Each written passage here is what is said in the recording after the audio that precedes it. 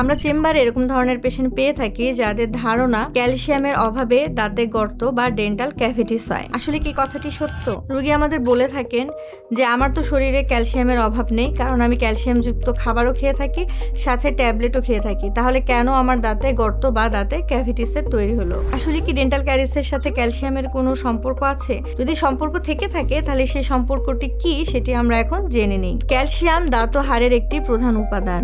Calcium আমাদের এনামেলকে শক্তিশালী করতে সাহায্য করে এবং দাঁত ওঠার সময় থেকে এর গুরুত্বপূর্ণ ভূমিকা রয়েছে। যদি আমাদের শরীরে ক্যালসিয়ামের অভাব দেখা দেয় সেক্ষেত্রে আমাদের এনামেল ক্ষয় হতে পারে। তার মানে এই নয় যে আপনার শরীরে যদি ক্যালসিয়ামের অভাব থাকে সেক্ষেত্রে আপনার দাঁতে গর্ত বা ডেন্টাল ক্যাভিটিস তৈরি হবে। একটু বুঝিয়ে বলছি। ডেন্টাল ক্যারিস তখনই হয় যখন আমরা কোনো কিছু খাওয়ার পর, স্পেশালি মিষ্টি জাতীয় খাবার, স্টিকি খাবার এবং কার্বোহাইড্রেট জাতীয় খাবার খাওয়ার পর আমরা দাঁত ঠিকভাবে পরিষ্কার না করি, সেক্ষেত্রে কিছু খাদ্যকণা আমাদের দাঁতের আবরণের সাথে লেগে থাকে, সেখানে পচন তৈরি হয় এবং সেখানে ব্যাকটেরিয়া আসে, এরপরেই দাঁতে আস্তে আস্তে ডিপ ক্যারিস অর্থাৎ দাঁতে গর্ত তৈরি হয়। এখন যিনি ক্যালসিয়াম ট্যাবলেট খাচ্ছেন অর্থাৎ তার শরীরে ক্যালসিয়ামের অভাব নেই, তিনি যদি খাবার খাওয়ার পর দাঁত পরিষ্কার না করেন বা দাঁত ব্রাশ না করেন সেক্ষেত্রে তার ডেন্টাল ক্যারিস হওয়ার চান্স অনেক বেশি। এবং আরেকজন যার শরীরে ক্যালসিয়ামের অভাব রয়েছে, যিনি হয়তো বা ক্যালসিয়াম ট্যাবলেট খান না, তিনি যদি প্রতিদিন খাবারের পর 2 বেলা ব্রাশ করে ফেলেন,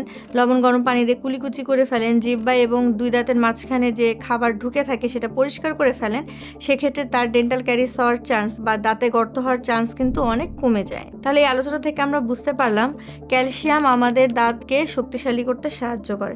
তার মানে এই ধারণাটি একদমই ভুল যে যদি আমাদের শরীরে ক্যালসিয়ামের অভাব হয় তাহলে আমার দাঁতে অবশ্যই গর্ত হবে। তাই আপনার শরীরে ক্যালসিয়ামের অভাব থাকুক কিংবা না থাকুক, আপনাকে অবশ্যই ওরাল হাইজিন ঠিকভাবে মেনটেন করতে হবে এবং বছরে অন্তত 2 বার ডেন্টাল সার্জনকে ভিজিট করতে হবে। তাই আজ থেকে ডেন্টাল ক্যারিস প্রতিরোধ করার জন্য 2 বেলা দাঁত ব্রাশ করুন, লবণ গরম পানি দিয়ে কুলিকুচি করুন, ডেন্টাল ফ্লস ইউজ করুন এবং নিয়মিত ওরাল হাইজিন মেনটেন করুন।